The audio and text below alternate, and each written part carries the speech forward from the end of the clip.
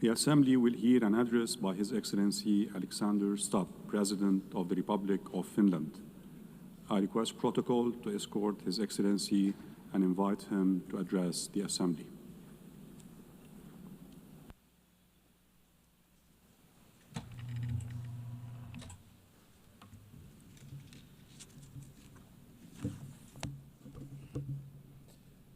Mr. President, Excellencies, ladies and gentlemen, in its simplest form, foreign policy is really about three things: about values, interests, and power.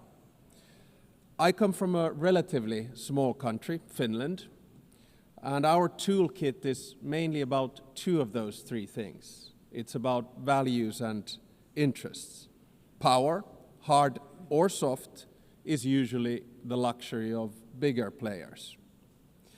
The power of smaller country arises from its capacity to cooperate with others.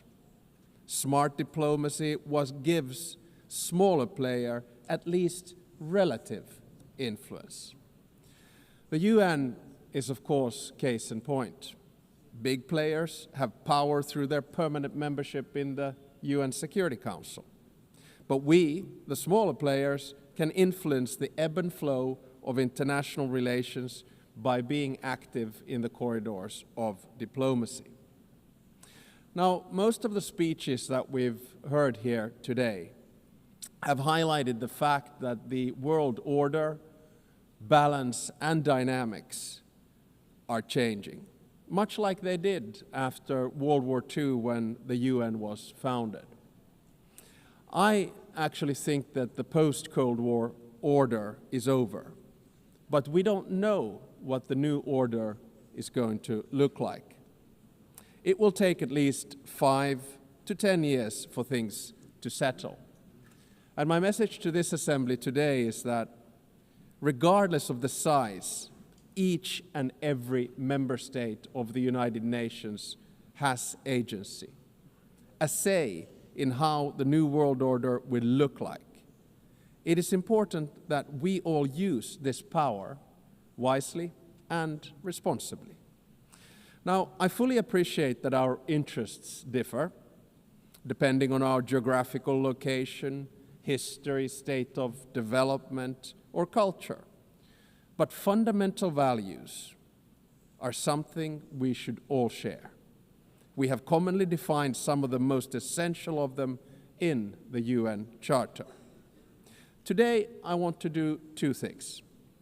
First, analyze where we are, and second, give my proposals on what we might want to do together. To understand what's currently happening in the world, I'd like to raise three different but yet related developments.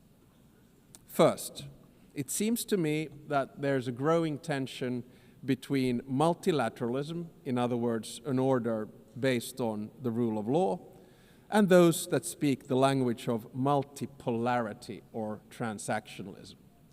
So difference between multilateralism and multipolarity. Now, I can understand the temptation and the rationale of the proponents of multipolarity and transactionalism. But can they solve the world's biggest challenges, such as climate change or sustainable development? Today, I see many states, both big and small, pursuing transactional or multivectoral foreign policies. In essence, their aim is to diversify their relations with multiple actors rather than aligning with any one particular bloc. Now, this can be opportunistic, but it may also be justified and reasonable. This depends on political choices. A transactional or multivectoral foreign policy is dominated by interests. Interests drive practical choices of states, and this is entirely legitimate. This kind of foreign policy is based on a realistic understanding of power. Power defines the limits of what is possible for each state. However, values should actually underpin everything we do. Even transactional or multivectoral foreign policy should rest on a score of fundamental values. Without them, foreign policy will ultimately run into a wall. If you set aside values for unhindered pursuit of power and interests, you will eventually find before you the very same problems you wanted to overlook. Second, the balance of power in the New World Order is shifting towards the South and the East. Many countries, especially in Africa, Asia, Latin America, are becoming or have become key players in determining the direction of the New World Order. To put it simply, they have both agency and power. They are not only an expanding economic force, but their demographic growth is inexorable. This will also turn them into a political and cultural force. It will yield them both hard power and soft power, and they will use it to promote their interests as they should. The 193 members of the United Nations do not have to agree on every minute detail of values, but we have to have a common understanding of fundamentals. They include the sovereignty and territorial integrity of states. They include the prohibition of the use of force and the respect for human rights and fundamental freedoms. These values are the building blocks of who we are and what we stand for as the United Nations. The broad international community has overwhelmingly an interest to uphold them. Let me be clear. Russia has no right to continue its aggression on Ukraine. Israel has no right to violate international law in Palestine. States have no right to use Sudanese or Congolese territories to fight proxy wars for their economic or strategic self-interests. I urge us all to heed this message of the international community and act accordingly. War is always a failure of humanity. It is a collective failure of our fundamental values. It is a failure of us as human beings. Thirdly, I would like to say a few words about the state of the United Nations, the institution where we are. The UN was created to maintain and promote peace, stability, development, and friendly relations among nations. In order to achieve this, the balance between the three elements was required. The power at the highest level was represented by the UN Security Council. The interests of the wider membership were reconciled here in the General Assembly, and the values were enshrined in the Charter and consolidated as rules of international law. Now, unfortunately today, the UN is struggling to fulfill its central promise of delivering peace and stability. We can always blame each other, but at the end of the day, it's a collective decision.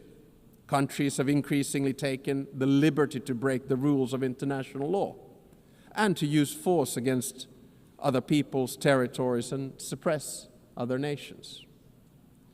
The United Nations of today does not sufficiently reflect the realities of the balance of power.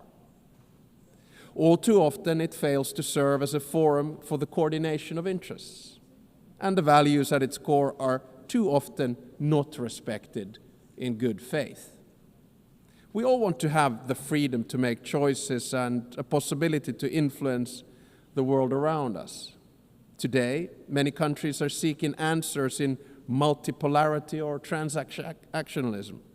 If the UN fails to deliver, this trend will accelerate. So, let me sum up in the terms of the three pillars: values, interests, and power. Our values can divide us. Fundamentally, however, They should unite us around the basic principles of humanity, the rule of law, and the prohibition of aggression. Our interests differ, and it's only right that we promote them. However, our choices have consequences. Opportunism will eventually be forced to confront the problems it tried to ignore. Power will constantly seek a new balance. We must adapt to change. Nevertheless, we should not allow the rise of hard power to blind us. The power of legitimacy, integrity, and rules will remain strong. So let me get to my second part, from the situation to possible solutions or things that we could do together. Never before in history has humankind had such means of innovations at its disposal to solve the world's most pressing problems. However, the current direction is wrong in so many ways. There are more wars than at any time since World War II. The world is becoming increasingly divided. And so are our societies, and the measures to deal with climate change and sustainable development are lagging behind. In different parts of the world, we're witnessing immense civilian suffering and blatant disrespect for humanitarian principles. For me as a Finn, Russia's war of aggression in Ukraine not only reminds me of our past, but is directly linked to the security of the part of the world where I live.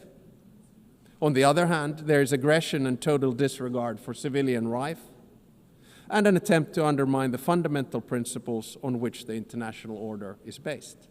On the other hand, there's a bastion of freedom that is defending its right to exist and to make its own choices.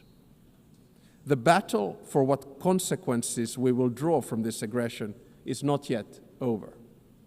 Recently, there's been serious attempts at diplomatic solutions of the war on the initiative of the United States. There are no perfect solutions to wars. At the same time, we know that any decision made in these matters will have far-reaching consequences in Ukraine and beyond. There can hardly be a stronger unifying interest among the UN's broad membership than our opposition to the wars of conquest. Aggression must not be rewarded. Accountability for the most serious international crimes must be pursued. In the Middle East, civilians in Gaza are experiencing immense suffering. The deepening humanitarian crisis has reached unbearable levels and represents a failure of the international system. At the same time, Hamas continues to hold the hostages it has taken, and many have already lost their lives. An immediate ceasefire is needed in Gaza. That has been reiterated from this podium many times today and yesterday. Humanitarian aid must be granted safe and unhindered access. The hostages must be released. I commend the efforts led by France and Saudi Arabia to advance the two-state solution. The negotiations must meet the Israeli and Palestinian security needs and Palestinian right to self-determination, its legitimate aspiration for statehood and sovereignty. The occupation that began in 1967 must end, and all permanent status issues must be resolved. Correspondingly, the countries that have not recognized Israel must do so. At the same time, the international community must support and strengthen the Palestinian Authority for it to govern the entire Palestinian territory effectively. This is the only viable option for achieving a two-state solution. A stable Palestine will also significantly benefit the security of Israel. In many parts of the world, conflicts are raging, causing immense suffering locally, instability regionally, and reverberations globally.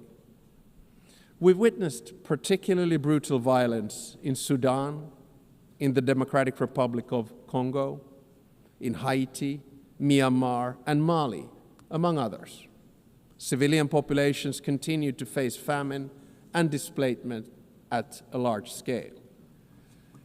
And sometimes I feel that we end up looking at conflicts only that are near to us. But I think the job of the UN is to look at all of them with equal determination. I praise all those who, in good faith, continue to work for peace despite the daunting task. In June, a peace agreement was reached for the conflict in the Eastern Democratic Republic of Congo. The true test, like with all peace agreements, lies in its implementation. Does it stick? There's a humanitarian crisis of alarming proportions that compels us, all of us, to respond. Peace processes should not be transactional. They must be guided by international law. All countries and stakeholders in the region must be engaged and committed to achieve sustainable peace. The presence and involvement of the UN is essential.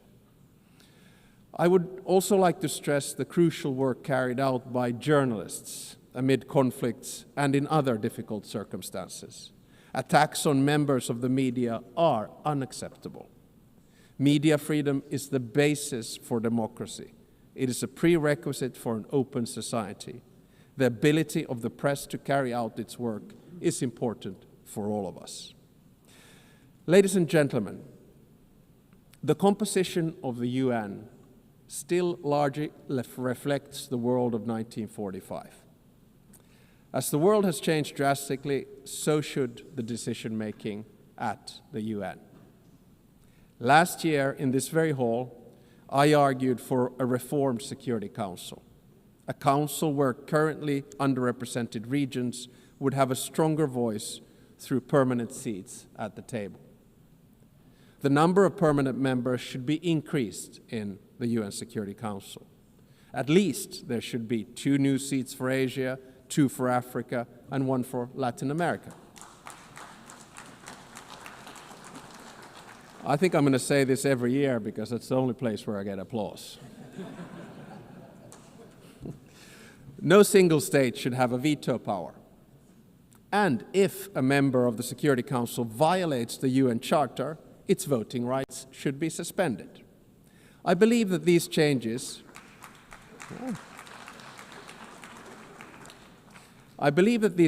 at the top of the UN are necessary in order to maintain the UN's central role in international relations.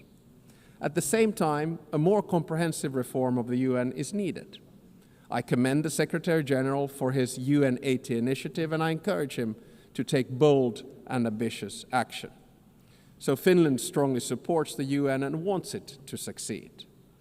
Therefore, we stress the need for true reform to enhance the organization's credibility, relevance, and efficiency. This will ensure that the UN can act.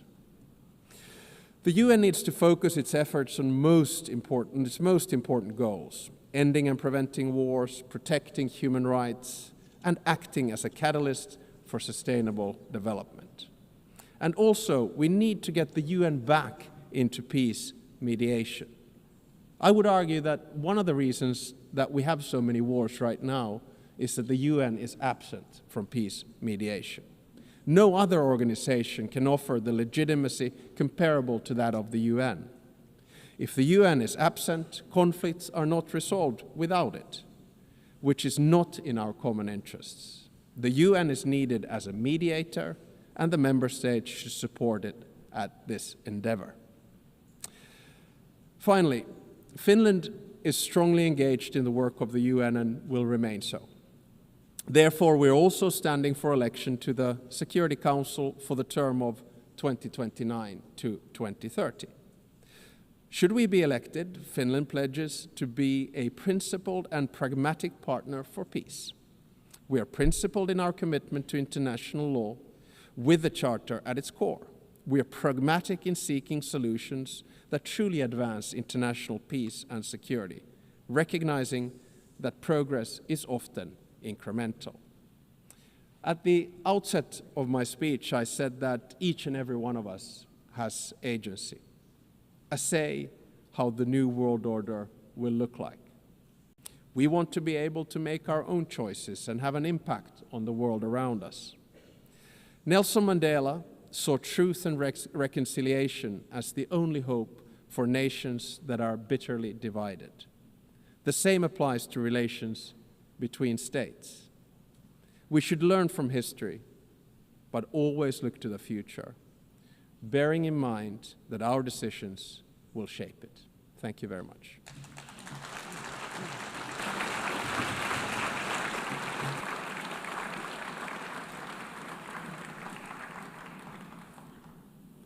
On behalf of the Assembly, I wish to thank the President